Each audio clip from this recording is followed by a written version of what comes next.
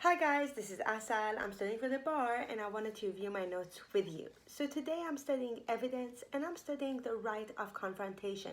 So in this video, I'll be covering the Sixth Amendment and I'll also be covering the Crawford Doctrine. So here's a video so that you can see a little bit what the Sixth Amendment is, and after I play this video for you, I'm going to go ahead and read it for you. Why the nigga feel? I'm just tryna go and get it back, and I guess that's why these niggas sad. Why the nigga feel? Is it cause you know you down bad? Or maybe cause you see I'm getting cash? Why the nigga feel? Always try.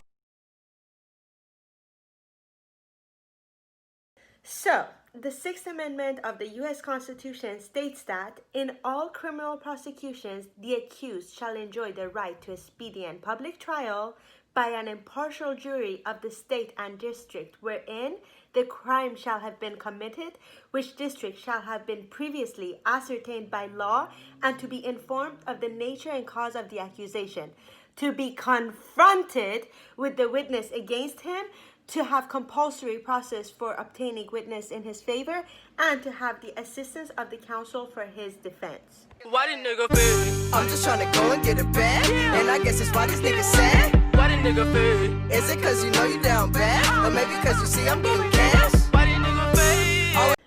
Okay, so now that I told you a little bit about Sixth Amendment, I would like to dive deeper into the Confrontation Clause. So the Confrontation Clause of the Sixth Amendment gives a criminal defendant the right to confront and cross-examine the witnesses against him. So, if a person gives testimony in court against the defendant, this means that the defendant has the opportunity to confront and cross-examine the witness. And also, the Confrontation Clause can trigger when the out-of-court hearsay statements are offered against the defendant. And also, the Supreme Court has indicated that not all out-of-court statements raise the Confrontation Clause, and only the Confrontation Clause applies to those out-of-court statements that are considered testimonial. So it must be a testimonial statement. And the statements taken by police officers in course of an interrogations are definitely testimonial. But if an out-of-court statement is testimonial, it is only admissible if there has been a prior opportunity for cross-examination, or if the out-of-court declarant is in court and subject to cross-examination in the proceeding. Also, statements which are made to the 9/11 operators for purposes of responding to an emergency are definitely not testimonial for the purposes of the Confrontation Clause. So now that I gave you a little bit of a taste of what the Confrontation Clause is all about, I'm going to go more into it, and I'm going to go into the Crawford Doctrine. So under the Crawford Doctrine, the non-testimonial hearsay evidence statements are not in violation, but the testimonial hearsay statements are in violation unless they're available and the defendant has been examined. Also, testimonial statements are when the declarant believes that the statements could be used as an evidence. For example, something like a former testimony. But a non-testimonial is one where the declarant believes that the statement could be used as evidence. For example, a present sense impression. So that's the difference between a testimonial and a non-testimonial.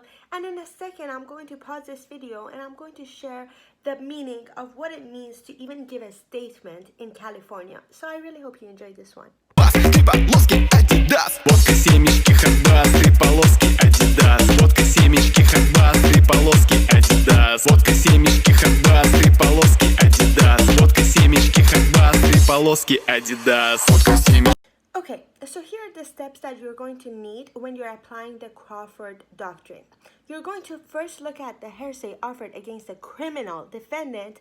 Then you're going to look at the hearsay exception, whether a hearsay exception applies.